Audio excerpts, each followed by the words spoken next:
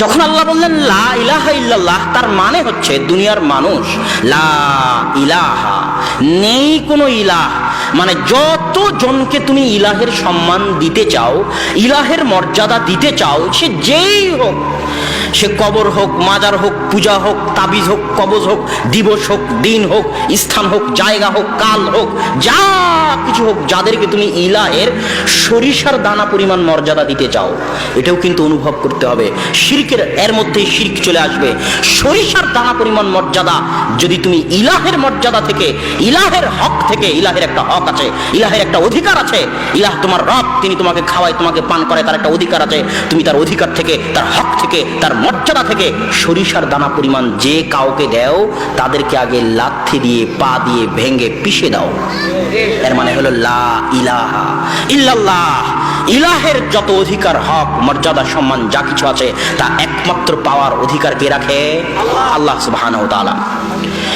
যখনই আপনি ইলাহের হক থেকে, ইলাহের মর্যাদা থেকে চুল পরিমাণ অন্য কাউকে দিবেন, তখন আপনি ইলাহের হককে শেয়ার করলেন। কি করলেন? শেয়ার করা বুঝেন তো? ভাগ করা বুঝেন তো? ওটারই আরবি হচ্ছে শিরক করা। ওটারই আরবি কি? শিরক করা। শিরক মানে শেয়ার করা, শিরক মানে ভাগ করা। ইলাহের যা মর্যাদা আছে, ইলাহের যা হক আছে, ইলাহের যা অধিকার আছে, ওখান থেকে চুল পরিমাণ অধিকার, সরিষার দানা পরিমাণ সম্মান যদি আপনি অন্য কারোর সাথে শেয়ার করেন, তাহলে আপনি শিরক করলেন। আর ইন্না শিরকা লাযুলমুন আযীম, নিশ্চয় শিরক হচ্ছে মহা অত্যাচার। কেন অত্যাচার? আপনার স্ত্রীকে খাওয়ান আপনি, আপনার স্ত্রীকে পরান আপনি, আপনার স্ত্রী যে ছাদের নিচে থাকে ওই ছাদ বানিয়েছেন আপনি, যে মাটির উপর থাকে ওই মাটির টাকা দিয়ে কিনেছেন আপনি, আপনার মাটিতে থেকে, আপনার ছাদের নিচে থেকে, আপনার খেয়ে, আপনার পরে আপনার স্ত্রী যদি আপনাকে না ভালোবাসে, অন্য কাউকে ভালোবাসে, তাহলে কি এটা জুলুম নয়? এটা যদি জুলুম হয়, তাহলে যিনি আপনার সৃষ্টিকর্তা, যিনি আপনার পালনকর্তা, যিনি আপনার জীবন মৃত্যুর মালিক, যিনি আপনার সকল কিছুর মালিক, আপনার রুজি রুটির মালিক, আপনার হায়াতের মালিক, মৌতের মালিক, যার জমিনে আপনি চলেন, যার আসমানের ছায়ায় আপনি চলেন, যার অক্সিজেন আপনি গ্রহণ করেন, যার সূর্যের বাতাস আপনি ভক্ষণ করেন, যার দেওয়া চোখ আপনি ব্যবহার করেন, যার দেওয়া হাত আপনি ব্যবহার করেন, যার দেওয়া মাথা, মেধা, ব্রেন আপনি ব্যবহার করেন, ওই আল্লাহর যদি কারো সাথে শরীক করেন, ওই আল্লাহর খেয়ে, ওই আল্লাহর পরে সিজদা যদি অন্য কোথাও গিয়ে করেন, আল্লাহর সামনে যদি সিজদা করার আপনার ভাগ্য না হয়, ওই হাত যদি অন্য কারোর সামনে পাতেন, আল্লাহর সামনে হাত পাতার ভাগ্য যদি আপনার না হয়, তাহলে আপনার চেয়ে বড় অত্যাচারী আর কেউ আছে? আর আপনি কার উপর অত্যাচার করতেছেন? সামান্য ক্ষুদ্র সৃষ্টিজীব হয়ে মহাবিশ্বের মহাপরাক্রমশালী আল্লাহ সুবহানাহু ওয়া তাআলার অধিকার নিয়ে ছিনিমিনি খেলতেছেন, আল্লাহর হক, আল্লাহর মর্যাদা নিয়ে ছিনিমিনি খেলতেছেন, আল্লাহর উপর জুলুম করতেছেন। এই জন্য সব কিছু আল্লাহ বরদাস্ত করলেও শিরিক বরদাস্ত করবেন না। এই জন্য আল্লাহর রাসূলও শিরক বরদাস্ত করেননি, কেননা শিরকে আল্লাহ কষ্ট পান, শিরকে মুমিন কষ্ট পায়, শিরকে আল্লাহর রাসূল কষ্ট পায়। আর আমি এবং আপনি সকাল সন্ধ্যায় আল্লাহর ইলাহের হক নিয়ে ছিনিমিনি খেলি এবং আল্লাহর সাথে শিরক করি। বাংলাদেশের রাস্তাঘাটে যত মূর্তি ঝুলানো আছে, আপনার বাড়িতে যত নেতা নেত্রীর মূর্তি ঝুলানো আছে, আপনার পিতামাতার ছবি ঝুলানো আছে, অফিস আদালতে, যারই অফিস আদালত হোক, অফিস আদালতে যত ছবি মূর্তি রাখা আছে, যে দেশেরই অফিস আদালত হোক, সবই হচ্ছে আল্লাহর ইলাহের হক নিয়ে ছিনিমিনি খেলা, আল্লাহর উপর অত্যাচার করা। আর মুমিন এই অত্যাচার বরদাস্ত করতে পারে না। আপনি যদি মুমিন হন, আল্লাহকে ইলাহ হিসেবে মানেন, তাহলে 24 ঘন্টার মধ্যে আপনাকে এই সমস্ত মূর্তি, ছবি সব ভেঙে, যত দামেরই হোক, সোনার মূর্তি হোক, আর আমেরিকা থেকে আর কোরিয়া থেকে আনা মূর্তি হোক, আপনার শোকেজে সাজানো, 24 ঘন্টার মধ্যে ভেঙে খান খান করতে হবে, কেননা এরা হচ্ছে আল্লাহর হক নিয়ে চিনিমিনি খেলা। সম্মানিত উপস্থিতি, শিরক অনেক ভয়াবহ অপরাধ। আল্লাহ সুবহানাহু ওয়া তাআলা বলছেন, ইয়া বানি আদম লাউ আতাইতানি বিকরাবিল আরজি খাদায়া, হে আদম সন্তান, যদি কিয়ামতের মাঠে আসমান জমিন ভর্তি গুনাহ নিয়ে উপস্থিত হও আর তার মধ্যে শিরক না থাকে, তাহলে আমি আল্লাহ আসমান জমিন ভর্তি ক্ষমা নিয়ে উপস্থিত হব। ইন্নাল্লাহ লা ইয়াগফিরু আন ইউশরিকা বিহি ওয়া ইয়াগফিরু মা দুনা যালিকা লিমান ইয়াশা। আল্লাহ সকল গুনাহ ক্ষমা করতে রাজি আছেন, কিন্তু শিরকের গুনাহ আল্লাহ সুবহানাহু ওয়া তাআলা ক্ষমা করবেন না। আর আমাদের দেশের মুসলমানদের অবস্থা কত নিম্ন পর্যায়ের, যে জওহরলাল নেহেরু, কংগ্রেসের নেতা, ভারত স্বাধীনতা আন্দোলনের নেতা, ইন্দিরা গান্ধীর পিতা জওহরলাল নেহেরু বলতেছে, যখন আজাদি স্বাধীনতা আন্দোলনের সময় মুসলমানেরা বলতেছে আমাদের আলাদা দেশ চাই, পাকিস্তান, তখন জওহরলাল নেহেরু বলতেছে, তোমার আলাদা দেশ দিয়ে কি করবা? আমি তো ভারতের হিন্দু মুসলমানের মধ্যে কোনো পার্থক্য দেখি না। তাহলে বলেন কি আপনি ভারতের হিন্দু মুসলমানের মধ্যে কোনো পার্থক্য দেখেন না? তো বলেন না, মুঝে হিন্দু মুসলিম মে কোই ফার্ক নজর नहीं आता, হিন্দু মুসলমানের মধ্যে আমি কোনো পার্থক্য দেখতে পাই না। কেন? তো বলে হিন্দুরা মাটির উপর মূর্তি বানিয়ে পূজা করে, আর মুসলমানেরা মাটির নিচে শুয়ে থাকা বাবার পূজা করে। তো একজনের পূজা করার বস্তু মাটির উপরে, আর একজনের পূজা করার বস্তু মাটির নিচে। একজনেরটার নাম মা আর আরেকজনেরটার নাম বাবা, এতটুকুই পার্থক্য। এর বাইরে তো আমি মুসলমানদের আর হিন্দুদের মধ্যে কোনো পার্থক্য দেখতে পাই না, আর এটা বাস্তবতা। সম্মানিত উপস্থিতি, এই জন্য আমাকে এবং আপনাকে তাওহীদের গুরুত্ব এবং রব এবং ইলাহের মধ্যে যে পার্থক্য, এই পার্থক্য আমাকে এবং আপনাকে অনুভব করতে হবে। এখানে আর একটা জিনিস বলি, মাঝখানে শিরক কেন আসে, শিরক কেন তৈরি হয়? শিরক যারা তৈরি করে তাদের সবচেয়ে বড় মাধ্যম হচ্ছে, তারা বলে শিরক এবং বেদাত দুটেই, সমাজে যত শিরক আর বেদাত প্রচলিত আছে তার একটা মূল কারণ হচ্ছে, হুজুররাও বলে, পীরেরাও বলে, হিন্দু ব্রাহ্মণরাও বলে, খ্রিস্টান পাদ্রীরাও বলে, সিনাগগ ইহুদিদের রাব্বিরাও বলে, আরে তুমি অনেক গুনাহগার, তুমি কি আর ডাইরেক্ট আল্লাহর সাথে কথা বলতে পারো? তুমি কি আর ডাইরেক্ট আল্লাহর কাছে চাইতে পারো? আল্লাহর কাছে কিছু বলতে হলে মাধ্যম লাগবে, আল্লাহর কাছে কিছু বলতে হলে লিংক লাগবে। প্রধানমন্ত্রী হাসিনার সাথে কি ডাইরেক্ট যোগাযোগ করা যায়? মাধ্যম ধরা লাগে, ওয়াস্তা ধরা লাগে। এই জন্য আপনাদের এলাকায় দেখবেন যে হুজুরকে ডেকে নিয়ে আসা হবে দোয়া করানোর জন্য, আছে না নাই? জানাজার সালাত শেষ হয়ে যাবে, তারপরে কবরে গিয়ে যদি হুজুর দোয়া না করে তাহলে বলবে যে হুজুর ভালো না, হুজুর দোয়া করলো না। না এরকম আপনাদের এলাকায়? তো আমি আসতেছি লিংক ভাইয়ার কথায়, এখানে একটা কথা বলে নেই দোয়া সম্পর্কে, যে দোয়া করার সবচেয়ে বড় মাধ্যম হচ্ছে সালাত। রাসূল সাল্লাল্লাহু আলাইহি ওয়াসাল্লাম যখনই বিপদে পড়তেন তখনই বাদারা ইলা সালাহ, সালাতে দাঁড়িয়ে যেতেন। কিসের জন্য? দোয়া করার জন্য। সারা আলাইহা সালাতু ওয়াস সালাম যখন জালেম বাদশার কবলে বিপদে পড়লেন তখন উদ্ধারের জন্য সালাতে দাঁড়িয়ে গেলেন। কিসের জন্য? আল্লাহর কাছে দোয়া করার জন্য। আর বান্দা আল্লাহর সবচেয়ে নিকটবর্তী থাকে যখন সিজদায় থাকে। আর সালাত শব্দের শাব্দিক অর্থ হচ্ছে দোয়া। সালাত শব্দের শাব্দিক অর্থ কি? দোয়া। তাহলে আল্লাহু আকবার থেকে নিয়ে আসসালামু আলাইকুম ওয়া রাহমাতুল্লাহ পর্যন্ত সবই শুধু দোয়ার জায়গা। কিসের জায়গা? দোয়ার জায়গা। সালাম ফিরানোর আগে যত ইচ্ছা তত দোয়া করেন, সিজদায় গিয়ে দোয়া করেন, রুকুতে গিয়ে দোয়া করেন, দুই সিজদার মাঝে দোয়া করেন। এবার সালাম যখন ফিরলেন তখন কি শেষ হয়ে গেল? দোয়া শেষ হয়ে গেল। কি শেষ হয়ে গেল? দোয়া শেষ হয়ে গেল। এটা মাথায় রাখতে হবে। সালাত শেষ হলো মানে কি শেষ হয়ে গেল? দোয়া শেষ হয়ে গেল। এবার আপনি যদি বলেন যে হুজুর দোয়া করলো না, তাহলে বুঝতে হবে আপনি জাহেল, আপনি মূর্খ, আপনি অজ্ঞ, আপনি ইসলামের হাকিকত সম্পর্কে জানেন না, ইসলামের দর্শন সম্পর্কে জানেন না, ইসলামের অভ্যন্তরীণ গূঢ় তত্ত্ব সম্পর্কে জানেন না। সালাতুল জানাজা মানে দোয়া করার সালাত। সালাতুল জানাজা মানে মৃত ব্যক্তির জন্য দোয়ার সালাত। ওই সালাতুল জানাজায় আল্লাহু আকবার তাকবীর দিয়ে সূরা ফাতিহা, দ্বিতীয় তাকবীর দিয়ে দরুদ শরীফ, তৃতীয় তাকবীর দিয়ে যে দোয়া আল্লাহ এবং আল্লাহর রাসূল শিখিয়ে দিয়েছে, আল্লাহুম্মা গফির লাহু ওয়ারহামহু ওয়াফু আনহু, আল্লাহুম্মা গফির লিহাইয়িনা ওয়া মাইয়িতিনা ওয়া শাহিদিনা ওয়া গায়বিনা। সারা দুনিয়ার সব হুজুর যারা কবরের পাশে গিয়ে দাঁড়িয়ে আপনার পিতার জন্য দোয়া করে দিবে, কেন লিংক লাগবে, আপনি তো আর দোয়া করতে পারেন না, আল্লাহ তো পর, আল্লাহ তো আর আপনার নয়। আল্লাহর কাছে চাইতে হলে ভায়া লাগবে, মাধ্যম লাগবে, এই জন্য হুজুরকে ধরে নিয়ে এসেছেন। তো সারা পৃথিবীর সব হুজুর মিলে যত দোয়া করবে, আল্লাহর রাসূল এই দুটো দোয়াই যা শিখিয়ে দিয়েছে তার সরিষা সমপরিমাণও দোয়া করতে পারবে না। এই জানাজার সালাত দেওয়াই হয়েছে দোয়ার জন্য। জানাজার সালাতে আসসালামু আলাইকুম বলা হলো মানে কি শেষ হয়ে গেল? দোয়া শেষ হয়ে গেল। যত হাদিসের গ্রন্থ আছে, সুনানে আবু দাউদ, নাসাই, তিরমিজি, বুখারী, সালাম ফিরানোর পরে কি পড়তে হবে খুলে দেখেন। সালাম ফিরানোর পরে হচ্ছে জিকির, আজকার, তাসবিহ, তাহলিল, আল্লাহু আকবার, সুবহানাল্লাহ, আলহামদুলিল্লাহ, লা ইলাহা ইল্লাল্লাহ, নাস, ফালাক, ইখলাস, আয়াতুল কুরসি। জিকির, আজকার, তাসবিহ, তাহলিল হচ্ছে সালাম ফিরানোর পরে। আর সালামের আগ পর্যন্ত কি? দোয়া। তো সম্মানিত উপস্থিতি, যত শিরক এবং বেদাত সমাজে আছে তার একটা বড় মাধ্যম হচ্ছে যে আপনি নাকি ডাইরেক্ট আল্লাহর কাছে চাইতে পারবেন না। এই যত লিংক এবং ভায়া আছে এগুলোকে লাথি দিয়ে ভেঙে দিতে হবে। হুজুরের যেমন আল্লাহ, আপনারও তেমন আল্লাহ। আপনি ডাইরেক্ট আল্লাহ সুবহানাহু ওয়া তাআলার কাছে চাইবেন। ইসলামের সবচেয়ে বড় দর্শন, সবচেয়ে বড় শর্ত, সবচেয়ে বড় বৈশিষ্ট্য হচ্ছে বান্দা এবং আল্লাহর মাঝে কথা বলতে কোনো মাধ্যম লাগে না। আপনি গুনাহ করেছেন, দরজা বন্ধ করে দিয়ে আপনি আল্লাহর কাছে দোয়া করেন। আপনার পিতা মারা গেছে, আপনি আল্লাহর কাছে দোয়া করেন। অন্য কাউকে দোয়া করার জন্য ভাড়া করতে হবে। ইসলাম ভাড়াটে ধর্ম নয়, ইসলাম ভাড়া দিয়ে চলে না। তো যত শিরক বিদআত সমাজে প্রচলিত আছে, সব শিরক বিদআতের ভিত্তি হচ্ছে আপনি মনে করেন আল্লাহর কাছে কিছু চাইতে হলে মাধ্যম লাগবে। জি না, আপনার আল্লাহ, আপনি চাইতে শিখেন। আল্লাহ সুবহানাহু ওয়া তাআলা চাওয়াকে পছন্দ করে। আল্লাহ সুবহানাহু ওয়া তাআলার নিকটে আপনি যদি না চান তাহলে আল্লাহ রাগ করে। এটা হচ্ছে আল্লাহর দয়া। আল্লাহ হচ্ছেন আর রহমানির রহিম, পরম দয়ালু।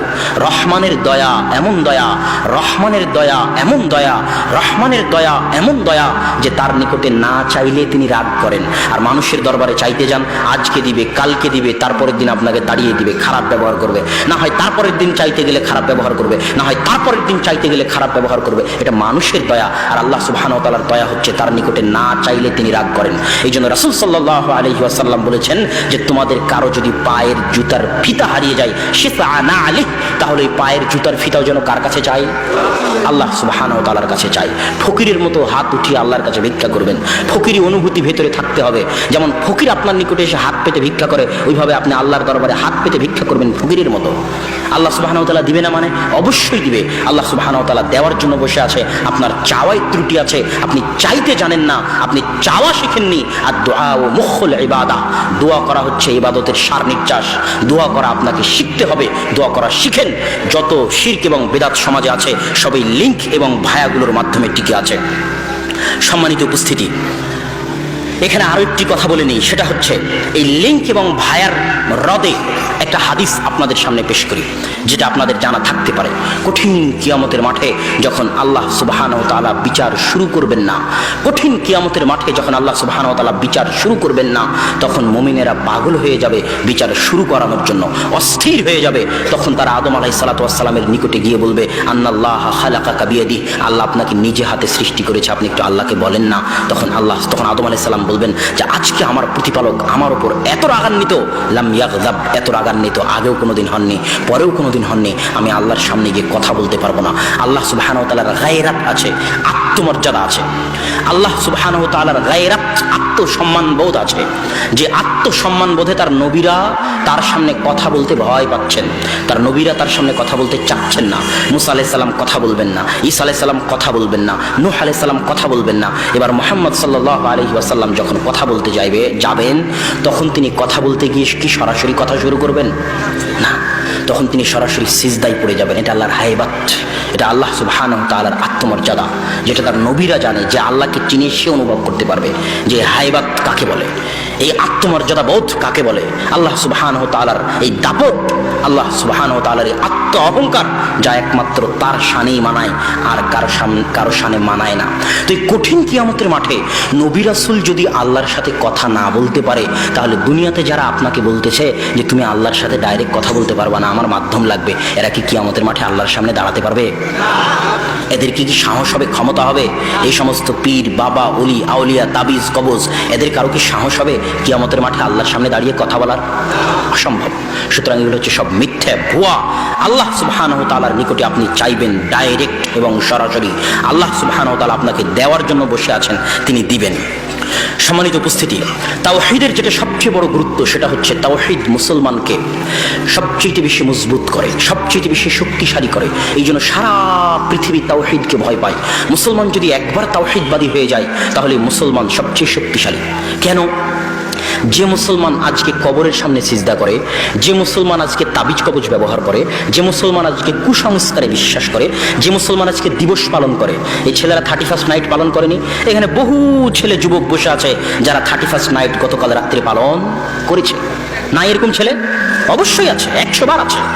আমি বলি এই সমস্ত ছেলেদেরকে উদাহরণ দেওয়ার পরে বলি, তারপর আগের কথায় আবার ফিরে যাচ্ছি। একটা উদাহরণ মনোযোগ দিয়ে শোনেন। মনে করেন আপনারা পরীক্ষার হলে বসে আছেন, 3 ঘন্টার পরীক্ষা। প্রতি ঘন্টায় যে পরীক্ষার যে সুপার হলে, তিনি এইভাবে টেবিলে বাড়ি দিচ্ছেন যে 1 ঘন্টা হলো, দেয় না? বেল বাজায় না? তো যখন 1 ঘন্টার বেল বাজালো, তখন সব ছেলেপেলে ঘড়ির দিকে তাকিয়ে, প্রশ্নের দিকে তাকিয়ে আবার তাড়াহুড়া করে লেখা শুরু করতেছে। কপালের ঘাম ঘেমে যাচ্ছে যে সময় শেষ হয়ে আসতেছে, কখন লেখা শেষ করব। ওদের মধ্যে একটা ছেলে বেলের আওয়াজ শুনে আনন্দ করতেছে, উৎসব করতেছে, হাসাহাসি করতেছে। দ্বিতীয় ঘন্টা যখন হলো, তখন অন্য ছেলেদের চিন্তা আরো বেড়ে গেছে, আর ওই ছেলে আরো খুশি হচ্ছে। তৃতীয় ঘন্টার আগে 15 মিনিটের লাস্ট অ্যালার্মিং যখন বেল বাজলো, তখন বাকি সকল ছাত্রের অবস্থা ঘেমে, ক্লান্তে, চিন্তায় জুথুবু অবস্থা, আর এই ছেলেটা আনন্দে উল্লাসে ফেটে পড়তেছে। তো একে আপনি কি বলবেন? বোকা, গর্ধব, গাধা, গন্ড, মূর্খ, জাহেল, কি বলবেন? তো এই ছেলে যেমন মূর্খ, গর্ধব, গাধা, আক্কেল নাই, জ্ঞান নাই, ঘেলু নাই, একে হচ্ছে তুলে ডাস্টবিনে ফেলে দিতে হবে। অচল, অকেজো হয়ে গেছে, জাতির বোঝা। মানুষ তার নিজের পরিবারের জন্য বোঝা হয়, মানুষ তার নিজের জন্য বোঝা হয়, মানুষ জাতির জন্য বোঝা হয়, মানুষ দেশের জন্য বোঝা হয় যখন মানুষ শাখসিয়া মুআসসিরা, প্রভাব বিস্তারকারী ব্যক্তিত্ব হতে না পারে। প্রভাব বিস্তারকারী ব্যক্তিত্ব বুঝেন, স্বামী স্ত্রী বিবাহ করেছে, বিবাহ করার পর দুইজনই প্রত্যেক দিন যদি 1 কোটি বার করে আই লাভ ইউ বলে স্বামী স্ত্রী পরস্পরকে 1 কোটি বার করে, আর স্বামীর মধ্যেও যদি ব্যক্তিত্ব না থাকে আর স্ত্রীর মধ্যেও যদি ব্যক্তিত্ব না থাকে, ওই সংসার টিকবে না। ব্যক্তিত্ব মানে আপনার চলা ফিরা, আদর্শ, আপনার সংস্কৃতি, আপনার আদব কায়দা, জ্ঞান গরিমা দেখে আপনার স্ত্রী আপনার কাছ থেকে শিখবে, আপনাকে সম্মান করবে। আর আপনার স্ত্রীর চলা ফিরা, আদর্শ, জ্ঞান গরিমা, ব্যক্তিত্ব দেখে আপনি আপনার স্ত্রীকে সম্মান করবেন। এই প্রভাব বিস্তার করতে পারা, মানুষকে প্রভাবিত করতে পারা, এটা প্রত্যেক মুসলিমের বৈশিষ্ট্য।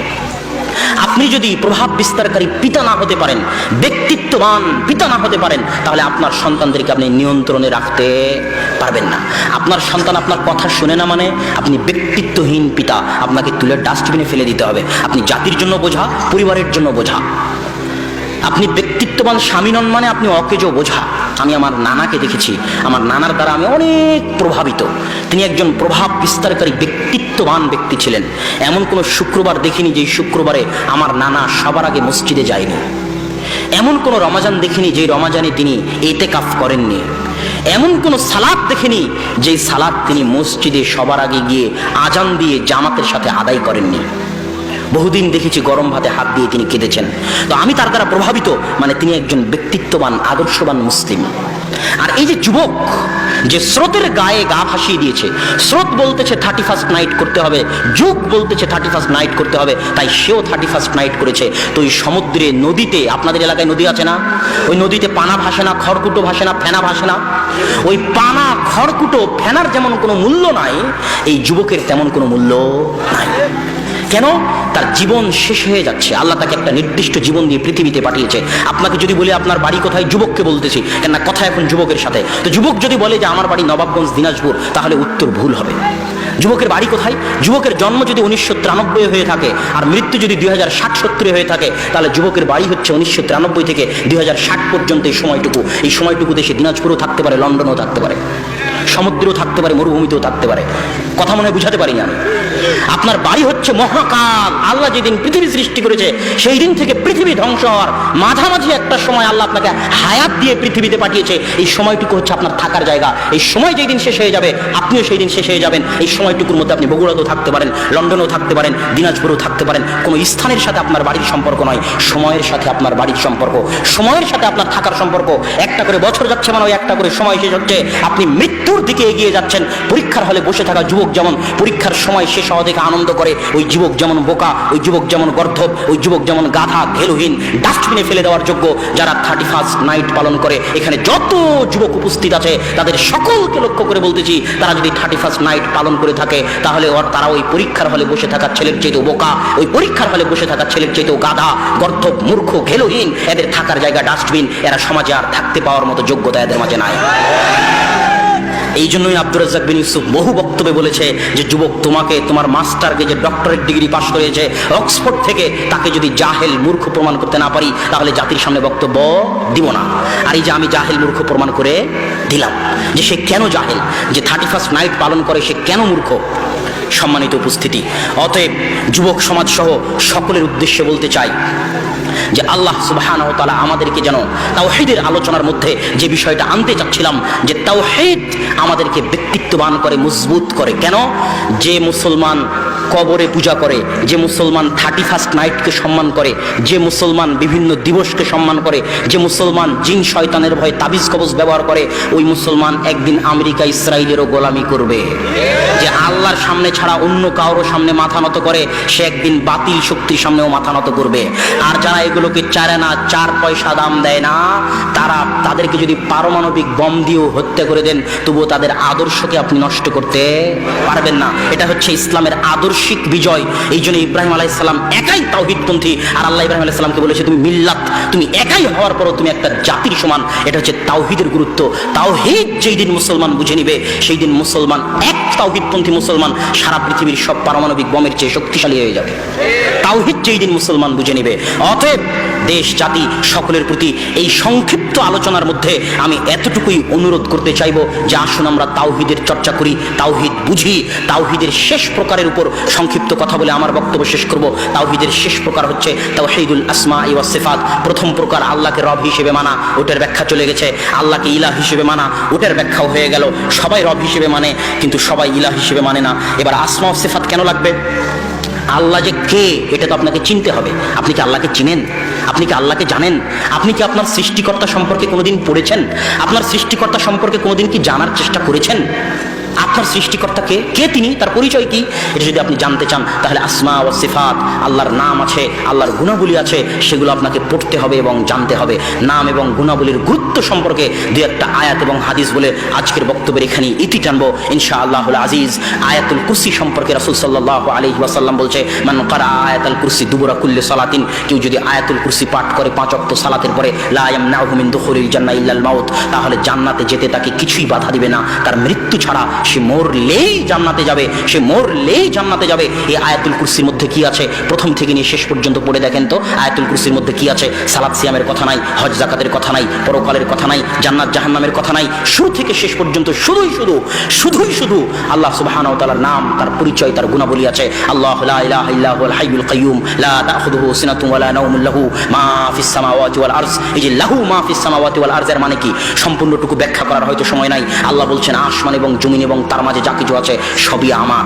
আর আরেক আয়াতে আল্লাহ বলছেন ইউসাব্বিহু লিল্লাহি মা ফিস সামাওয়াতি ওয়াল আরজ, আসমান জমিন এবং তার মাঝে যা কিছু আছে সবই আল্লাহর তাসবিহ পাঠ করে। আল্লাহ যদি বলতেন ইউসাব্বিহু মান ফিস সামাওয়াতি ওয়াল আরজ, আসমান এবং জমিনে যদি মান আরবি শব্দটি আল্লাহ ব্যবহার করতেন তাহলে বুঝতাম আসমান জমিনে যাদের বুদ্ধি আছে, যাদের প্রাণ আছে, যাদের বিবেক আছে, একমাত্র তারাই আল্লাহর তাসবিহ পাঠ করে। কিন্তু আল্লাহ বলেন ইউসাব্বিহু লাহু মা, আসমান এবং জমিনে মা মানে যত জীব জন্তু জড় পদার্থ বস্তু, এই মাইক, এই জুব্বা, এই খাতা, এই টেবিল, এই আসমানের নিচে জমিনের উপরে যত ধুলিকণা বালিকণা, স্বয়ং আসমান, স্বয়ং জমিন, স্বয়ং পাহাড়, স্বয়ং গাছ, এর মাঝে যা কিছু আছে প্রত্যেক ধুলিকণা বালিকণা আল্লাহর তাসবিহ পাঠ করে। কেন বিশ্বাস হয় না? বিশ্বাস হয়। দলিল দিব। আল্লাহ সুবহানাহু ওয়া তাআলা যখন ইব্রাহিম আলাইহিস সালাতু ওয়াস সালামকে আগুনে নিক্ষেপ করা হলো তখন আল্লাহ বললেন ইয়া নারু কুনি বারদান ওয়া সালামান আলা ইব্রাহিম, হে আগুন তুমি ইব্রাহিমের জন্য ঠান্ডা হয়ে যাও। আগুনের কি জীবন আছে? আগুনের কি প্রাণ আছে? আগুন তো জড় বস্তু, তো আগুন কি ঠান্ডা হয়নি?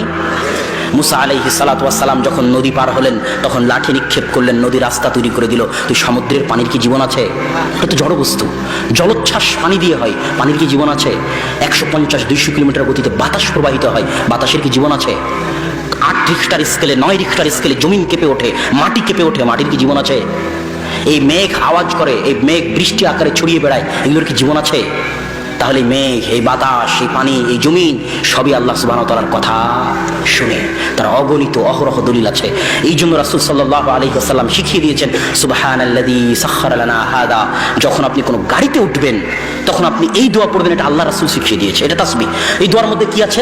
যে আমি যে গাড়িতে উঠলাম ওই আল্লাহর পবিত্রতা বর্ণনা করতেছি যিনি এই গাড়িকে আমার অধীনস্থ করে দিয়েছেন, ওই আল্লাহর পবিত্রতা বর্ণনা করতেছি যিনি এই গাড়িকে আমার অধীনস্থ করে দিয়েছেন।